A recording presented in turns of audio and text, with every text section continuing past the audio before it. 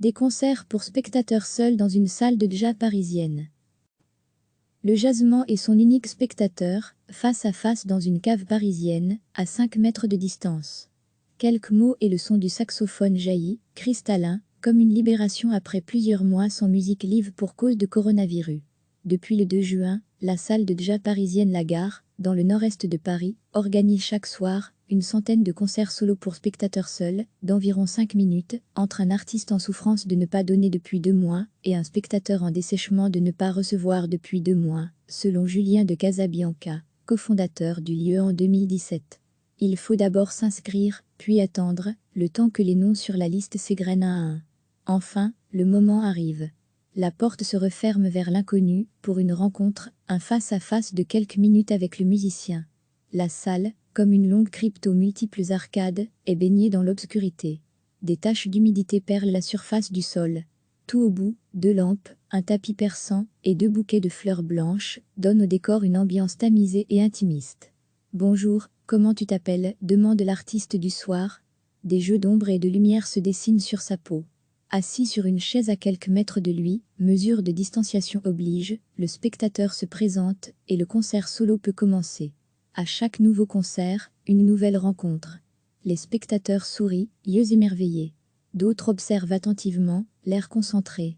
D'autres encore tournent la tête vers leur conjoint, car 2 amoureux, 2 amis, 2 membres d'une même famille, forment une seule entité et peuvent assister ensemble au concert. Je sens que les gens viennent vraiment se livrer, le cœur grand ouvert.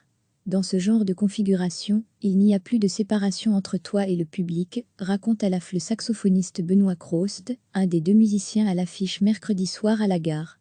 Quand tu joues seul, tu es beaucoup plus libre. Je pars où je veux.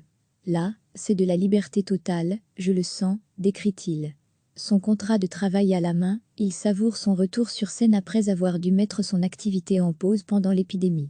À la sortie, les spectateurs sont sous le charme. Sur la grande terrasse de l'ancienne gare désaffectée de la Petite Ceinture, une ancienne ligne de chemin de fer, qui faisait le tour de Paris, ils reprennent leur souffle, une bière à la main. Il nous a regardés, et je pense que ce qu'il a joué, c'était juste pour nous. C'est comme un chef en cuisine, qui te fait un plat juste pour toi, témoigne Alizé Jariki, 30 ans, venue avec son compagnon. Il y a une radicalité dans le fait de dire qu'on ne reprendra pas les concerts autrement que dans l'intensité de la communion, Julien de Casabianca. À raison d'une centaine de micro-concerts solo, par soir à partir de 21h, la Gare annonce 3000 prestations pour le mois de juin. Le jazzman et son unique spectateur, face à face dans une cave parisienne, à 5 mètres de distance. Quelques mots et le son du saxophone jaillit, cristallin, comme une libération après plusieurs mois sans musique live pour cause de coronavirus.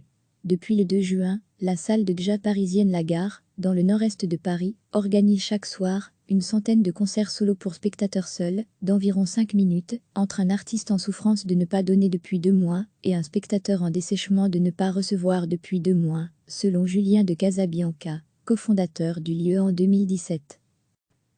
Il faut d'abord s'inscrire, puis attendre, le temps que les noms sur la liste s'égrènent un à un.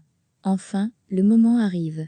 La porte se referme vers l'inconnu, pour une rencontre, un face-à-face de quelques minutes avec le musicien. La salle, comme une longue crypte aux multiples arcades, est baignée dans l'obscurité. Des taches d'humidité perlent la surface du sol. Tout au bout, 2 lampes, un tapis persan et 2 bouquets de fleurs blanches donnent au décor une ambiance tamisée et intimiste. « Bonjour, comment tu t'appelles » demande l'artiste du soir. Des jeux d'ombre et de lumière se dessinent sur sa peau. Assis sur une chaise à quelques mètres de lui, mesure de distanciation oblige, le spectateur se présente et le concert solo peut commencer. À chaque nouveau concert, une nouvelle rencontre. Les spectateurs sourient, yeux émerveillés. D'autres observent attentivement, l'air concentré. D'autres encore tournent la tête vers leur conjoint, car 2 amoureux, 2 amis, 2 membres d'une même famille, forment une seule entité et peuvent assister ensemble au concert. Je sens que les gens viennent vraiment se livrer, le cœur grand ouvert. Dans ce genre de configuration, il n'y a plus de séparation entre toi et le public, raconte à la le saxophoniste Benoît Crost, un des 2 musiciens à l'affiche mercredi soir à la Gare. Quand tu joues seul, tu es beaucoup plus libre. Je pars où je veux. Là, c'est de la liberté totale, je le sens, décrit-il. Son contrat de travail à la main, il savoure son retour sur scène après avoir dû mettre son activité en pause pendant l'épidémie. À la sortie, les spectateurs sont sous le charme.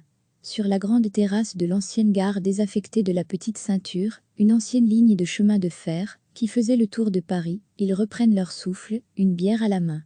Il nous a regardés, et je pense que ce qu'il a joué, c'était juste pour nous. C'est comme un chef en cuisine, qui te fait un plat juste pour toi, témoigne Alizé Jariki, 30 ans, venue avec son compagnon. Il y a une radicalité dans le fait de dire qu'on ne reprendra pas les concerts autrement que dans l'intensité de la communion. Julien de Casabianca, à raison d'une centaine de micro-concerts solo, par soir à partir de 21h, la gare annonce 3000 prestations pour le mois de juin. Cliquez sur s'abonner pour recevoir les dernières nouvelles.